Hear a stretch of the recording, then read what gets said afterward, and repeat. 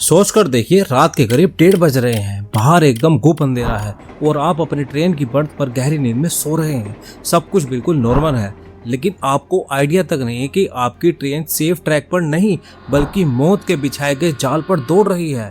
और उससे भी डरावनी बात, आपकी ट्रैक के साथ छेड़खानी कर दी गई है और बगल वाली लाइन से बहुत तेज स्पीड में एक भारी भरकर मालगाड़ी आपकी तरफ आ रही है। 28 मई 2010 रात के करीब 1:17 वेस्ट बंगाल का उस वक्त का वेस्ट मदीनापुर इलाका। उस काली रात को इंडियन रेलवे की हिस्ट्री का वो सबसे खौफनाक ट्रेन हादसा हुआ जिसने पूरे देश का दिमाग हिलाकर रख दिया। छेड़छाड़ की गई पटरी, बेकाबू ट्रेन और एक महा धमाका। आप देख रहे हैं गुरु अफाव और मैं हूं निखिल। आज हम सिर्फ एक दर्दनाक हादसे की कहानी नहीं जानेंगे बल्कि उस हैरान कर देने वाली साजिश की टेक्निकल लेयर्स को खोलेंगे जिसकी वजह से तेज रफ्तार से दौड़ती ट्रेन पटरी से उतरी और सामने से आ रही मालगाड़ी से टकरा गई। आज हम जानेंगे ज्ञानेश्वरी हादसे का पूरा सच जो आज भी रोंगटे खड़े कर देता है। कहानी शुरू होती है 27 मई 2010 की रात से। वेस्ट बंगाल का यह इलाका माओवादी दहशत के लिए जाना जाता था। हावड़ा स्टेशन से ज्ञानेश्वरी सुपर डिलक्स एक्सप्रेस उस समय ट्रेन नंबर 2102 मुंबई के लोकमान्य तिलक टर्मिनल यानी LTT के लिए निकली थी। ट्रेन में बहुत भारी भीड़ थी और स्लीपर से लेकर AC कोच तक ज्यादातर लोग अपनी सीटों पर सो चुके थे। लेकिन 28 मई की रात करीब 1:17 पर सरडीहा और खेमाशुली स्टेशनों के बीच एक ऐसी जानलेवा गेम खेली जा चुकी थी जिसने इन सभी की किस्मत पलटकर रख दी। दरअसल सरडीहा और खेमाशुली स्टेशनों के बीच पटरियों पर एक बहुत बड़ी साजिश रची गई थी। जांच के मुताबिक पटरियों को स्लीपर से जोड़े रखने वाली लोहे की इलास्टिक रेल क्लिप्स निकाली गई थी और ट्रैक का लेवल और अलाइनमेंट भी डिस्टर्ब किया गया था। यही वो छेड़छाड़ किया हुआ ट्रैक था जिस पर ज्ञानेश्वरी एक्सप्रेस पूरी स्पीड से आ रही थी। अब सीन में एंट्री होती है दूसरी ट्रेन की, एक भारी भरकम मालगाड़ी। ये मालगाड़ी उसी वक्त बगल वाली दूसरी लेन पर सामने की तरफ से तेज स्पीड से आ रही थी। इस सिचुएशन का बैकग्राउंड समझना बहुत जरूरी है। ये वो टाइम था जब उस इलाके में माओवादियों के प्रभाव वाले संगठन PCPA ने ब्लैक व्हील यानी काला हफ्ता डिक्लेयर किया हुआ था। लेकिन पूरे इलाके में हाई अलर्ट तो था, लेकिन किसी को ये नहीं पता था कि उनका टारगेट कोई पुलिस स्टेशन नहीं बल्कि सीधे एक पैसेंजर ट्रेन होगी। अब इस सिचुएशन को समझिए।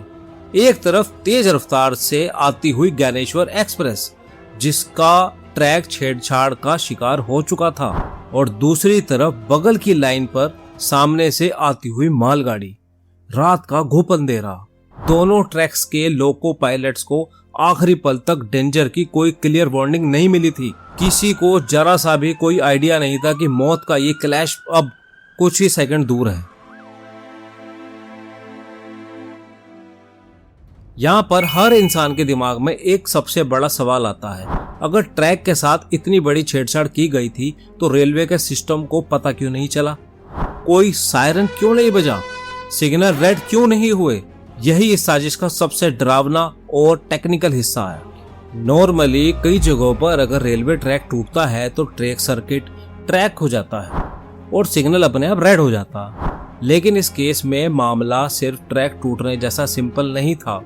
यहाँ क्लिप्स निकाली गई थी और ट्रैक का अलाइनमेंट डिस्टर्ब किया हो गया था। पटरी बाहर से अपनी जगह पर दिख रही थी, इसलिए सिस्टम को तुरंत साफ डेंजर सिग्नल नहीं मिला और ट्रेन आगे बढ़ती रही। जांच एजेंसी के मुताबिक इस काम को इतना सफाई से अंजाम दिया गया था कि ट्रैक पैनलिंग टीम को भी इसकी समय पर भनक नहीं मिल पाई। ज्ञानेश्वरी एक्सप्रेस पूरी स्पीड में थी। ट्रेन के ड्राइवर BK दास ने एकदम लास्ट मोमेंट पर कुछ गड़बड़ नोटिस की, झटका महसूस किया और इमरजेंसी ब्रेक्स लगाई, लेकिन तब तक बहुत देर हो चुकी थी। ट्रेन मौत के ट्रैक पर चढ़ चुकी थी। ज्ञानेश्वरी एक्सप्रेस ने जैसे ही उस टेम्पर्ड ट्रैक को क्रॉस किया, ट्रेन का बैलेंस पूरी तरह बिगड़ गया। तेज स्पीड और अचानक एक भयानक झटका। पलक झपकते ही ट्रेन के लोको और 13 लीडिंग कोचेस पटरी से उतर गए और धड़धड़ाते हुए बगल वाली दूसरी लाइन पर जा गिरे। लेकिन असली क़यामत अभी बाकी थी। डब्बे उस ट्रैक पर गिरे ही थे कि तभी ठीक उसी वक्त सामने से वो भारी भरकम मालगाड़ी आ गई। एक ऐसा भयानक धमाका हुआ जो किसी बम ब्लास्ट से कम नहीं था। टक्कर इतनी जबरदस्त थी कि ज्ञानेश्वरी एक्सप्रेस के स्लीपर कोच खिलौने की तरह पिचक गए। मालगाड़ी का इंजन उन डिब्बों को चीरता हुआ उनके ऊपर चढ़ गया। इम्पैक्ट इतना डरावना था कि रात का वो सन्नाटा चीखों में बदल गया। यहाँ एक फैक्ट क्लियर करना जरूरी है। स्टार्टिंग में ह्यूमर्स उड़े थे कि ट्रैक पर कोई एक बम ब्लास्ट हुआ है, लेकिन ऑफिशियल रेलवे इंक्वायरी में एक्सीडेंट का मेन कोज सैबोटेज और ट्रेड टेम्परिंग बताया गया, जिसमें इलास्टिक रेल क्लिप्स निकालना और ट्रैक का लेवल यानी अलाइनमेंट डिस्टर्ब करना शामिल था। यह कोई सिंपल एक्सीडेंट नहीं था, बल्कि ट्रैक सैबोटेज की वजह से हुआ डिटेलमेंट था, जिसके बाद मालगाड़ी से टक्कर ने तबाही को और बड़ा बना दिया। हादसे के बाद जब सुबह हुई तो सरडीहा स्टेशन के पास का वो नज़ारा किसी हॉरर फिल्म से भी ज़्यादा डरावना था। चारों तरफ सिर्फ मुड़ा हुआ लोहा, बिखरा हुआ सामान और लाशों के ढेर थे। लेकिन भयंकर मलबे के कारण रेस्क्यू ऑपरेशन बहुत मुश्किल था। डब्बे एक दूसरे के अंदर इस कदर धंस चुके थे कि बिना हैवी क्रेन और गैस कटर के लोगों को बाहर निकालना लगभग इम्पॉसिबल था। सरकारी आंकड़ों के मुताबिक इस दिल दहला देने वाले हादसे में 148 लोगों की दर्दनाक मौत हुई और अलग अलग रिपोर्ट्स में करीब 170 से 200 से ज़्यादा लोग घायल बताए गए।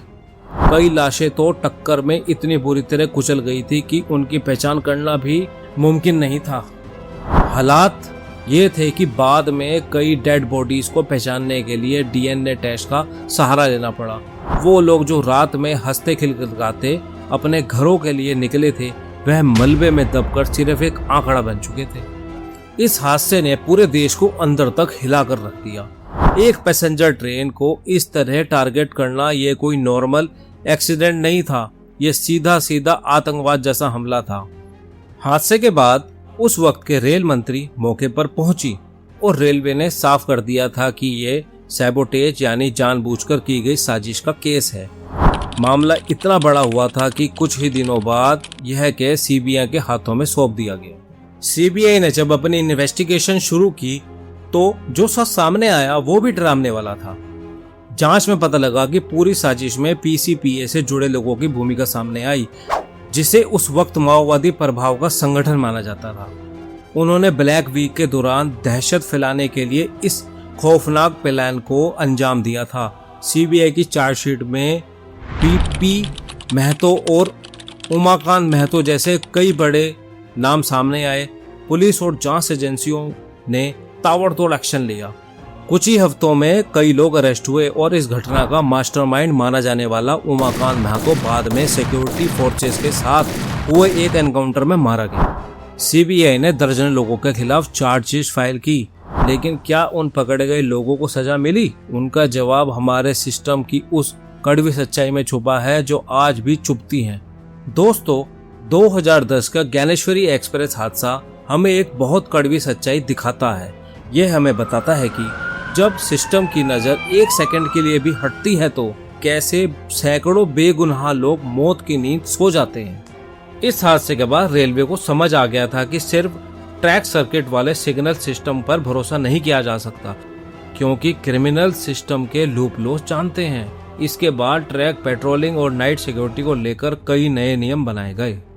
लेकिन आज इतने साल बीत जाने के बाद भी इस केस का पूरा इंसाफ आसान नहीं रहा है।